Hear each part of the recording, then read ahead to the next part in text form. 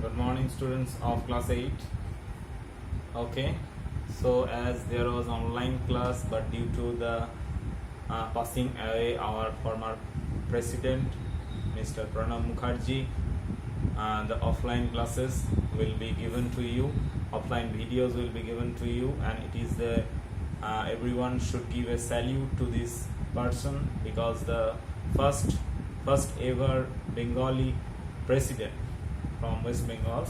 Okay, so we have to give a great respect to the recently passed away our former president. Okay, so let's start the new session, that is the next concept from the chapter, that is combustion and flame. Last day I have told you about the fire extinguisher. Now the different fire extinguisher, one is the water is fire extinguisher and another one is found in the different form. Okay, now different form, that means in cylindrical form, but the compounds used to extinguish fire is different. Here sometimes it is powdered chemical, sometimes it is gas, and the gas is carbon dioxide. Now what is the usefulness, or what is the benefits of using carbon dioxide or fire extinguisher in gaseous form than that of the water? Okay, I have told you because in the last class. Now today I will start from the next part, that is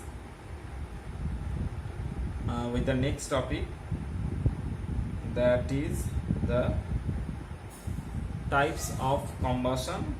One is rapid combustion and another one is spontaneous combustion. Rapid combustion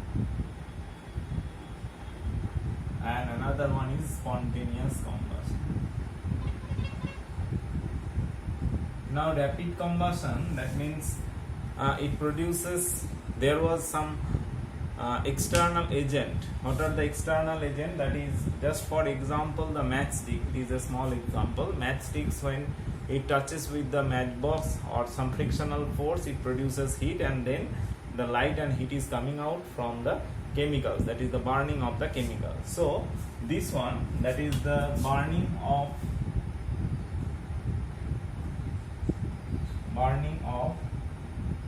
gases, is the example of rapid combustion, because they rapidly combust to produce heat and light. Burning of gases, it produces heat and light.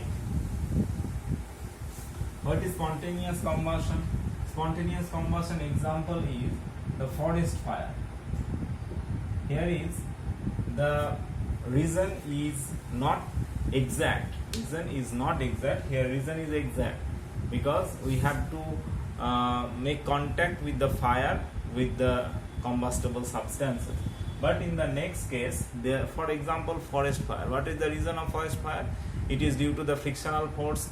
Sometimes the bad behavior, which is suppose if there was a picnic party, then we do not extinguish the fire which was used for the cooking. So sometimes it is also occur due to this reason, and sometimes the frictional force and also the scorching heat of the sun. These are the reason, but here the exact reason is not known, so this is called spontaneous combustion.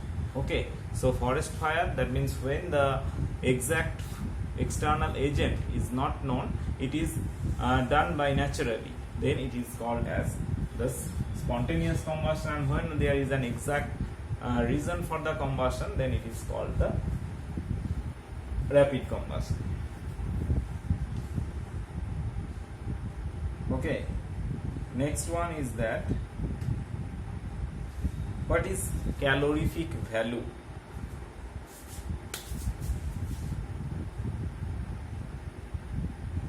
Calorific value, very important term.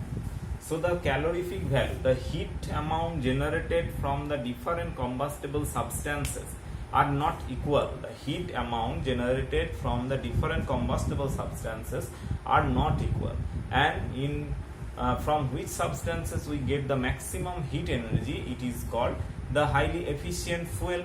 Okay, and for this reason the petroleum, these are highly efficient because it produces large heat amount, so these are called highly fuel efficient. Now what is the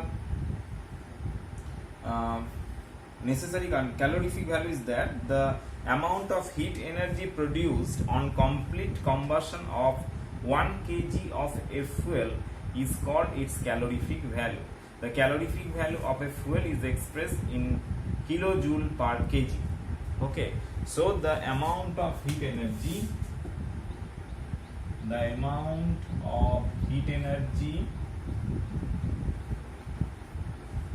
produced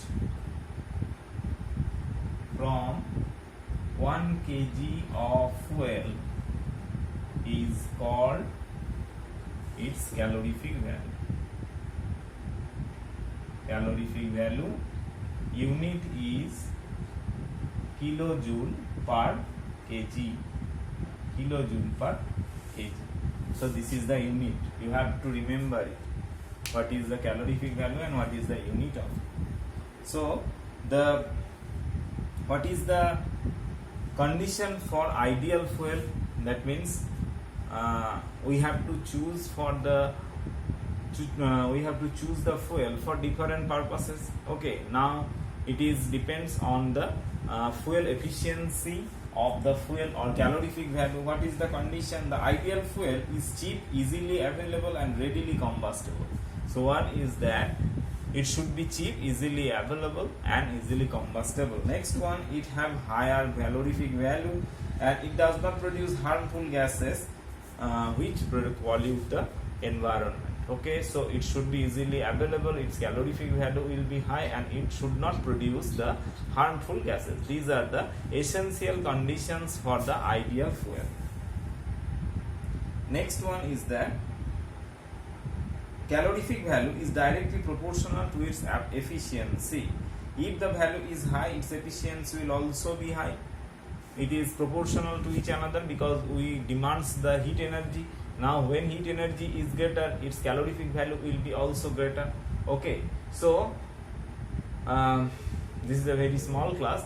In this class I have already told you about the rapid combustion and spontaneous combustion, and what is the calorific value, what is the units of it, and what is ideal fuel. So ideal fuel. So how we define ideal fuel? So the fuel which having the following characteristics: one, that is high calorific value. High calorific value. Number two, easily available. Number three, do not produce harmful gases.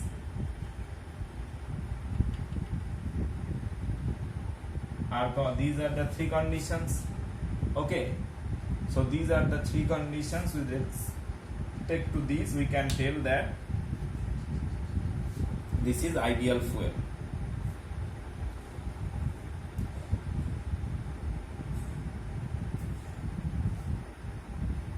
Okay, so today only this amount. Okay, so what are the important questions from here? What is the difference between rapid combustion and spontaneous combustion? Define calorific value, and with the definition will also you will mention the unit of this. Okay, and what is the necessary condition for ideal fuel, or what is ideal fuel. Okay, next day we will discuss the next part of this chapter. Till then, bye bye everyone. Thank you.